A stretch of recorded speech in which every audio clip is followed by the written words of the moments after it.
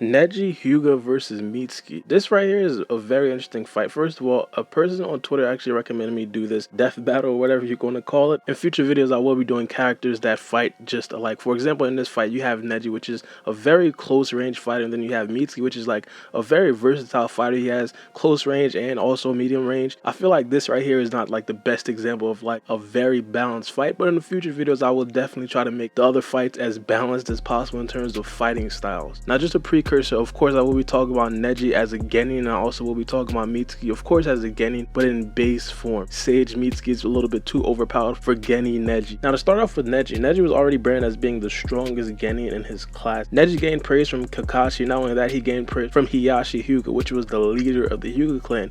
Even he was questioning to himself if a lower level Hyuga like Neji even surpassed his own Byakugan. Now, Neji is a very close range fighter. His taijutsu is extremely different from any other. He usually aims for chakra point and also vital organs when he strikes. He doesn't necessarily aim for bones or muscle and things like that. For lack of words, Neji was extremely strong for his class. Now, in terms of Mitsuki, Mitsuki is a totally different breed. Mitsuki was completely scientific, genetically modified by Orochimaru to be the perfect child that he basically ever wanted. Mitsuki, on the other hand, doesn't necessarily specialize in anything, mainly because everything that he does is pretty much always up to par. His short range is definitely up to par. It's pretty much extremely powerful. And the same thing with his medium range. His long range is not necessarily there yet, or he didn't necessarily show anything that made us think that his long range jutsus are up there with his medium and short range. Now, off the rip, is going to be an uphill battle for Neji Hyuga, mainly because Mitsuki already knows a lot of the tricks and trades of the Hyuga clan. He knows about the gentle fist. He knows everything. If you guys recall, when Neji went on to the Sasuke retrieval mission, Neji fought a character called Kidomaru. Now, Kidomaru said something very interesting right then and there. He basically said that Orochimaru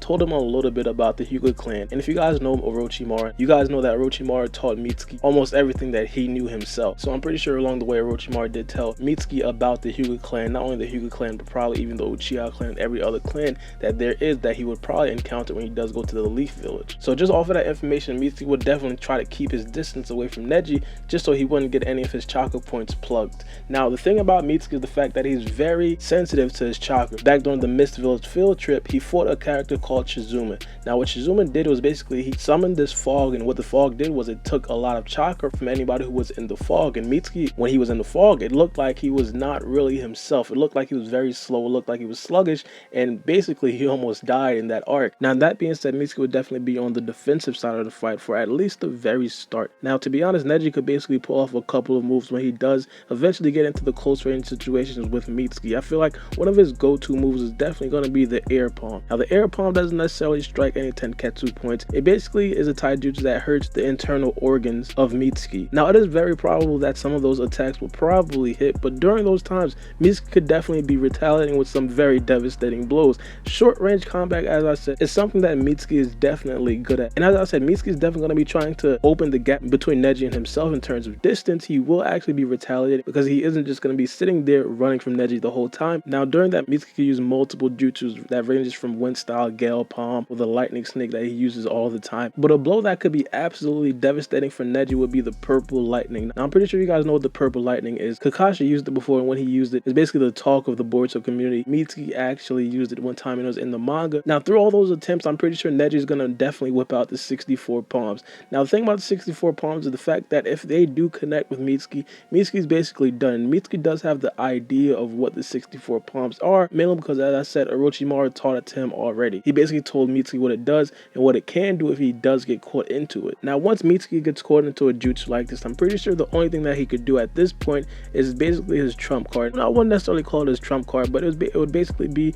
what he'd do to blow everything away, and it's a wind style breakthrough. Now, this jutsu on the Narutopedia page, it basically says it blows everything away, which is in like the direct vicinity of the person that uses it. So at that point, I'm pretty sure Neji would be blown away, and he probably wouldn't necessarily be able to start the 64 palm. Now, at this point, it would probably be a medium range fight, and as I said, at a medium range fight, Mitsuki could definitely dominate. I will not say he's gonna dominate off of the rip. I don't think that Mitsuki is gonna make quick work of Neji. The reason being is that Neji is a master in defensive maneuvers. If you guys know Neji, one of his most popular jutsus is the rotation. Now, he does this to basically deflect everything that comes his way, mainly because he is afraid of that one blind spot that he does have. And not only that, he can basically knock out anything that is actually coming towards him with a gentle fist or a simple Tenketsu needle. Now, let's start going over the scenarios. One of the most popular things that Mitsuki does use is the snake hands, the shadow snake hands. Now, I'm pretty sure you guys know what this is. This is very popular with Anko. Anko uses it a lot, and also Mitsuki used it a lot already in the anime as well.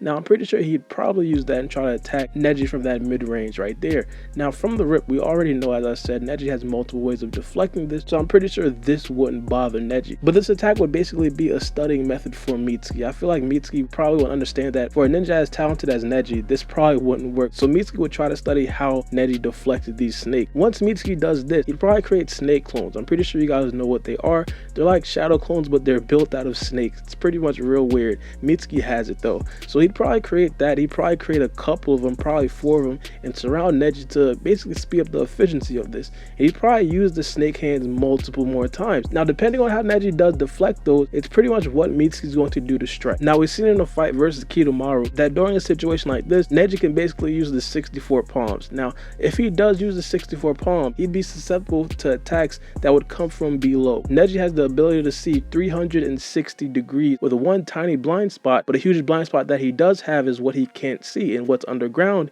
he cannot see. We see Neji fall victim to this to Naruto of all people back in the Chunin exam, which was like an amazing feat for Naruto. We applaud Naruto for that, the GOAT, the OG himself, but that basically shows us one of the huge flaws or one of the huge blind spots of Neji. Now, Mitsuki has multiple attacks that he could use from underground. We seen during the fight versus Shinki where he actually stretched out his arms and made his arms go underground and actually pulled Shinki underground. Now, if this were the case, Neji would basically have no defense, mainly because he can't move his arms or his legs or anything, mainly because he is underground.